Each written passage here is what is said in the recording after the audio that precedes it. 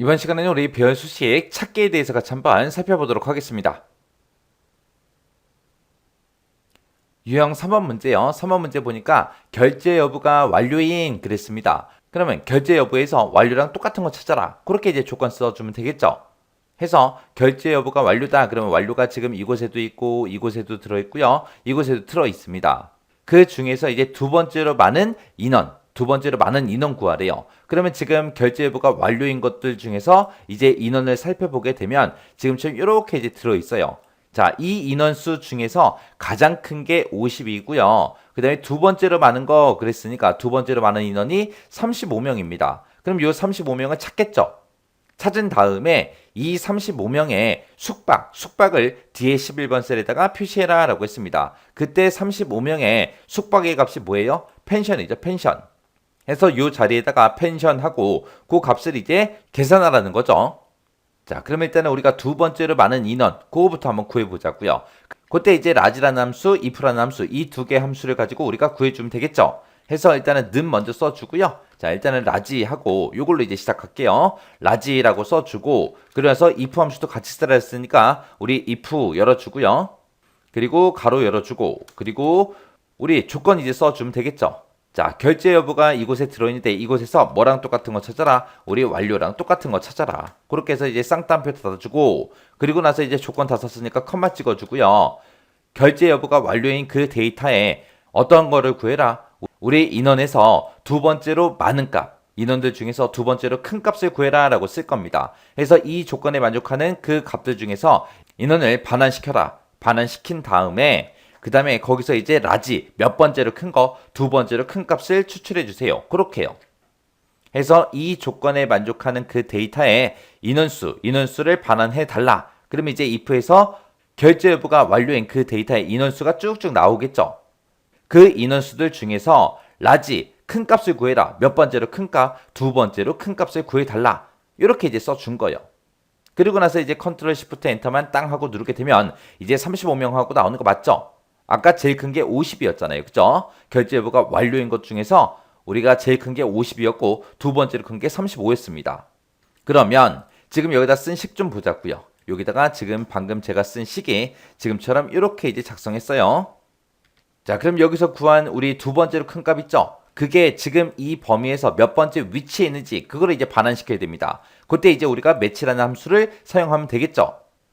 그때 이제 우리 라지라는 함수 요 앞에서 우리가 이제 매치라는 그 함수 이제 써주면 되겠죠. 해서 매치라고 쓰고 가로 열어주고요. 요 두 번째로 큰 값, 이 두 번째로 큰 값을 찾아라. 찾긴 찾는데 어디에서? 그 뒤에다가 이제 우리가 매치 함수를 기준으로 봤을 때 범위 찍어주면 되죠. 그 범위는 우리가 라지라는 이 함수에서 사용했던 그 조건과 우리가 계산할 범위, 이거를 이제 이용해서 우리가 작성해주면 됩니다.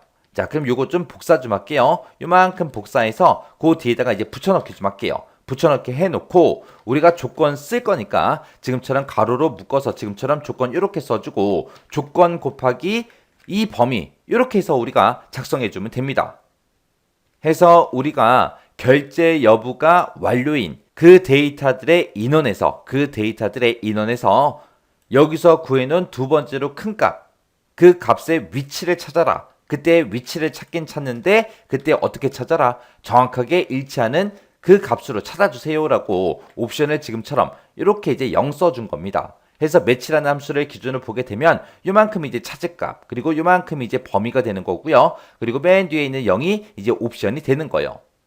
자, 그러면 이곳에다가 지금 방금 썼던 그 식 그대로 복사해서 붙여넣기 해주고요. 컨트롤 시프트 엔터하고 땅 한번 눌러볼게요. 그랬더니 몇 번째 위치에 있다? 6번째 위치에 있더라. 왜? 이 인원들 중에서 결제 여부가 완료인 그 데이터들 중에서 우리 35가 몇 번째 위치에 있다? 6번째 위치에 있다. 그렇게 해서 이제 6하고 그렇게 이제 결값이 나온 겁니다. 그러면 그때 이제 숙박을 우리가 출력을 할 거죠. 그래서 6번째 위치에 있다라는 거 찾았으니까 이 범위에서 6행에 있는 거 출력해달라. 그러면 이제 펜션하고 얘가 이제 출력이 되겠네요. 자, 그럼 요거 한번 써보자고요. 그러면 요 앞에서 이제 우리 매치라는 게 이제 행 번호로 사용될 거예요. 그래서 얘를 컨트롤 X 해놓고요. 인덱스 써보자고요. 인덱스라고 쓰고 이 숙박에서 몇 번째 행에 있는 거 출력해달라. 매치 번째 행에 있는 거 출력해 주세요라고 이렇게 써주고 가름만 닫고 그리고 컨트롤 시프트 엔터하고 땅 하고 눌러주면 됩니다. 그랬더니 이제 펜션하고 나왔죠. 자, 그럼 여기다 쓴 식 좀 보자고요. 자, 지금 방금 제가 식 쓸 때 지금처럼 이렇게 이제 작성했습니다. 자, 지금 요 식을 봤을 때 인덱스라는 그 함수를 기준으로 보게 되면 요게 이제 범위가 되고 얘가 이제 행 번호가 되는 거예요. 아까 요 매치에서 6하고 나왔죠. 해서 지금 이 범위에서 6행에 있는 이 펜션하고 이렇게 이제 결값이 추출이 된 거예요. 그리고 이제 매치라는 함수를 기준으로 보게 되면 이 두 번째로 큰 값, 얘를 찾아라. 찾긴 찾는데 어디서 찾아라. 이 범위에서 찾아라. 그때 이제 찾을 때 어떻게 찾아라? 정확하게 일치하는 값을 찾아주세요 라고 해서 매치라는 함수를 기준으로 보게 되면 얘가 이제 찾을 값, 그리고 얘가 이제 범위, 그리고 얘가 이제 옵션에 해당하는 거예요.